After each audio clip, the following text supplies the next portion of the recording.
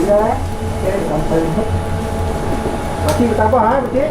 InsyaAllah InsyaAllah semua dimudahkan. Okey.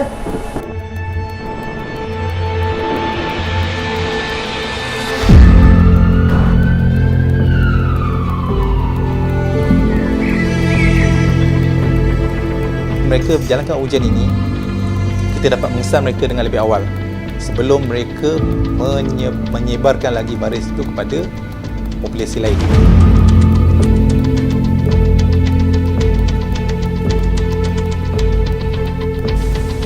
Ya Allah, peluh sangat kau ni. Panas sangat dalam Basah betul kau ni. Serius panas.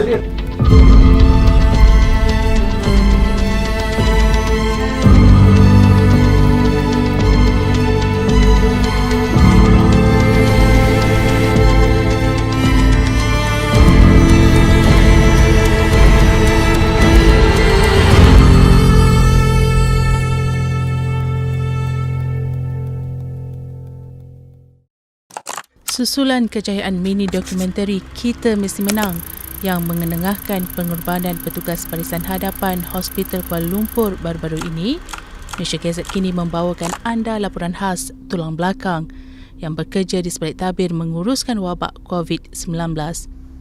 Menurut Pegawai Sains Mikrobiologi Perubatan Jabatan Patologi HKL, Nur Hazmi Rosman, pasukannya juga bersengkang mata untuk menjalankan ujian makmal sebelum seseorang itu disahkan positif atau negatif COVID-19. Sama seperti frontliner yang lain, yang paling terasa ialah apabila sampel yang diterima banyak, jadi kami terpaksa bekerja daripada waktu pejabat hingga kepada 3 shift. Jadi pada masa itu memang terasa penat jugalah sebab nak memastikan semuanya berada dalam keadaan baik, ujian perlu dijalankan pada masanya. Jadi penat tu lama-lama akan terasa jugalah.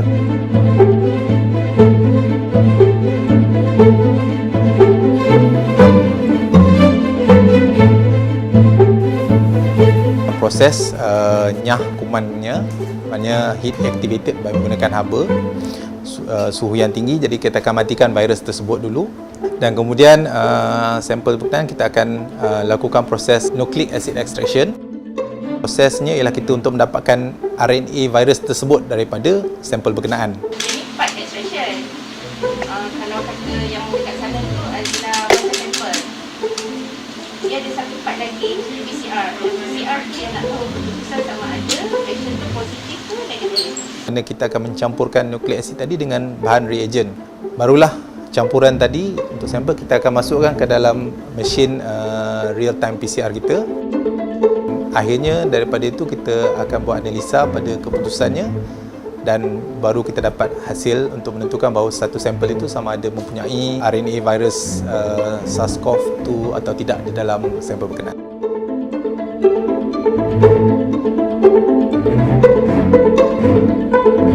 Bertugas sebagai pakar perunding intensivis di wad ICU dan mempunyai pengalaman lebih 20 tahun dalam bidang perubatan, melihat kematian seseorang pesakit bukanlah perkara baru buat Dr. Ismail Tan.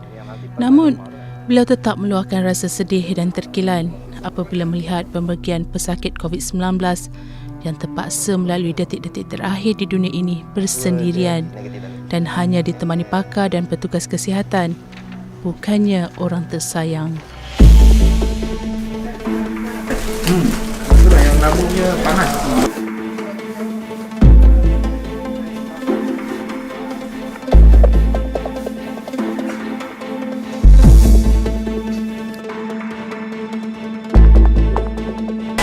Kita mesti kuat. Yang paling mencabar ialah kita tidak dapat berhubungan secara langsung dengan waris ataupun keluarga yang tersayang.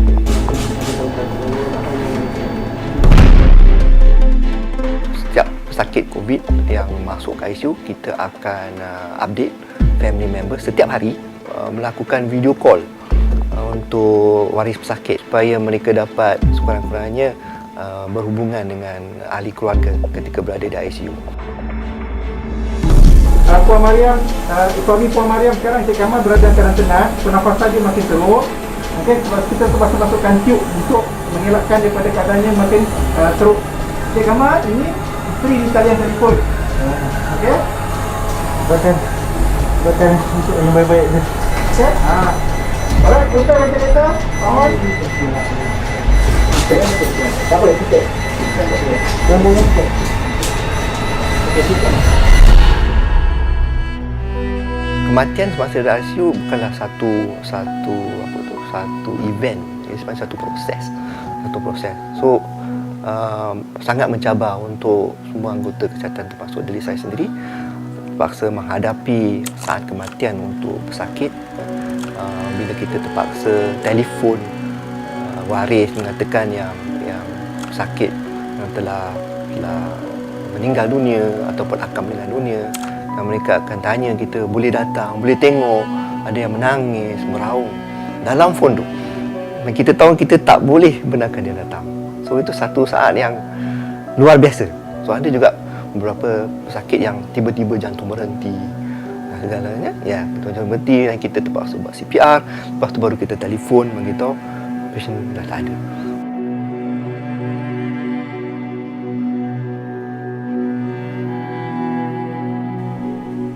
Mungkin ramai yang tidak mengetahui bedah siasat pertama pesakit COVID-19 di Malaysia dilakukan oleh Jabatan Forensik HKL, yang mana hasil bedah siasat tersebut membuka satu lembaran baru dalam banyak perkara, termasuklah pengurusan mayat pesakit. Mayat pesakit COVID haruslah dibalut dengan kain putih kain putih cotton pada lapisan pertama, dan dimasukkan ke dalam 2 lapisan body bag. Lapisan permukaan luar body bag perlulah dinyah kuman dengan larutan sodium hypochlorite 0.5%. Potensi atau risiko jangkitan daripada mayat pesakit COVID tetap ada kepada orang yang menguruskan atau orang di sekeliling. Hasil penemuan bedah siasat kami yang menunjukkan terdapat virus COVID-19 di permukaan badan mayat pesakit COVID, dan juga terdapat virus COVID-19 daripada cecair yang keluar daripada rongga badan. Bagi salah seorang pengurus jenazah COVID-19, Zulina Sulaiman, walaupun bukan petugas kesihatan yang telah menerima latihan khusus dalam menangani wabak, namun mereka tetap bersedia menunaikan fardu kifayah tersebut. Setakat ni diorang cuma tanya memang waris tak boleh tengok ke, memang tak boleh sama-sama bantu ke. Setakat ni cuma satu diorang tanya, tak takut ke? Itu persoalan dia, tak takut ke? Sebab bila diorang dengar COVID je, diorang takut.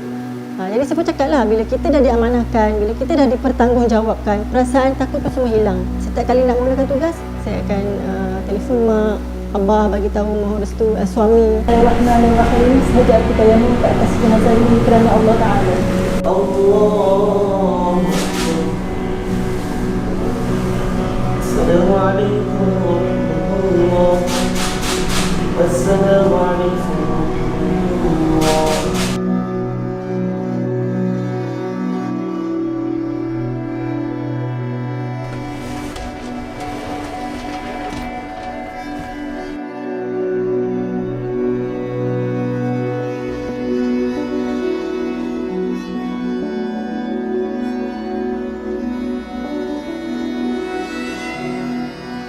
Apabila jenazah tiba di sini, di mana pasukan saya akan memakai suit PPE yang dikendalikan dan ditaklimatkan oleh pejabat kesihatan daerah, di mana kami akan memakai suit itu berpandukan apa yang diterangkan oleh pejabat kesihatan daerah tersebut. Jadi di atas nasihat daripada pihak KKM dan juga pejabat kesihatan daerah, kita diminta untuk tidak mengadakan talqin, hanya bacaan doa sahaja.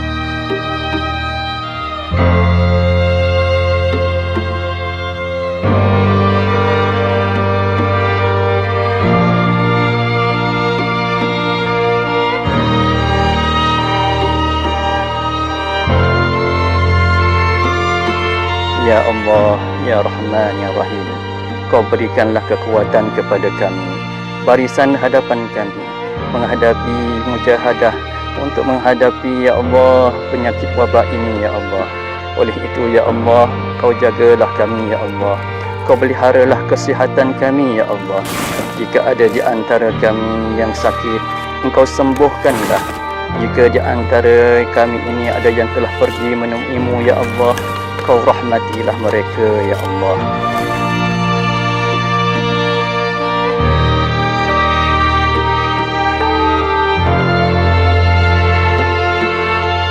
Kejayaan membendung pandemik COVID-19 bukan di tangan Barisan Hadapan sahaja, tetapi ia adalah tanggungjawab kita bersama. Lengkung yang semakin melandai bukan bermakna kita sudah bebas daripada wabak, kerana peperangan ini masih panjang dan belum tahu akhirannya. Namun hasil kerjasama semua pihak, terutamanya rakyat, mampu menamatkan peperangan ini dengan kejayaan milik kita.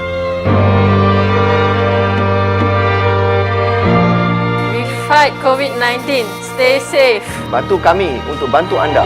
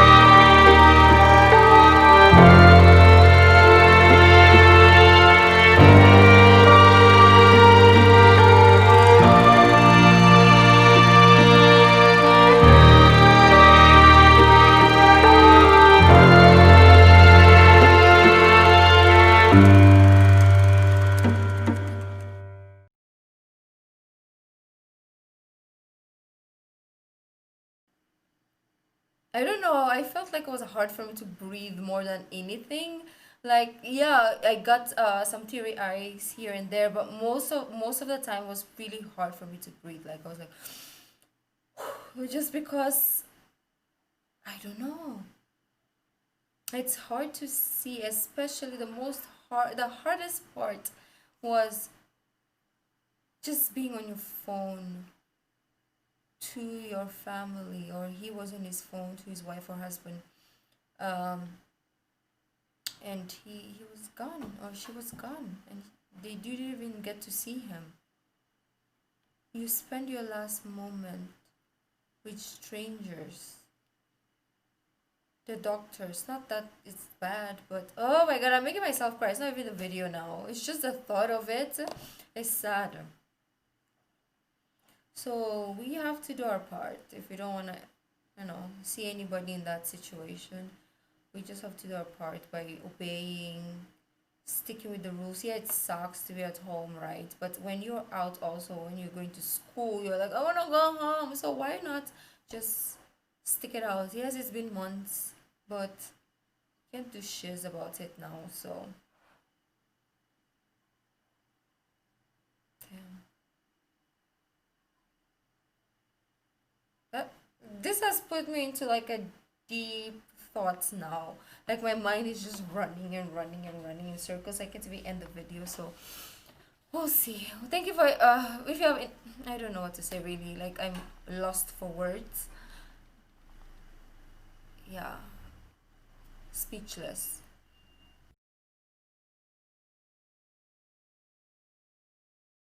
But I'm speechless, as I said before this, because the way these frontliners, they are keeping their spirit, they are sacrificing their lives only for us.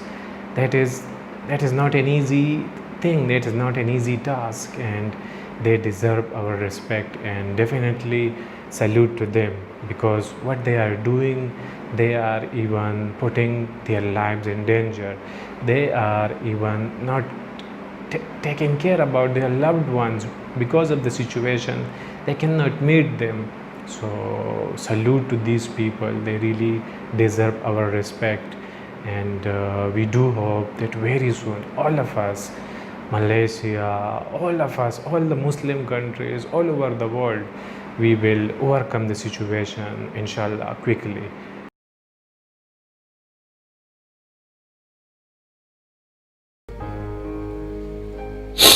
Oh yeah. Release.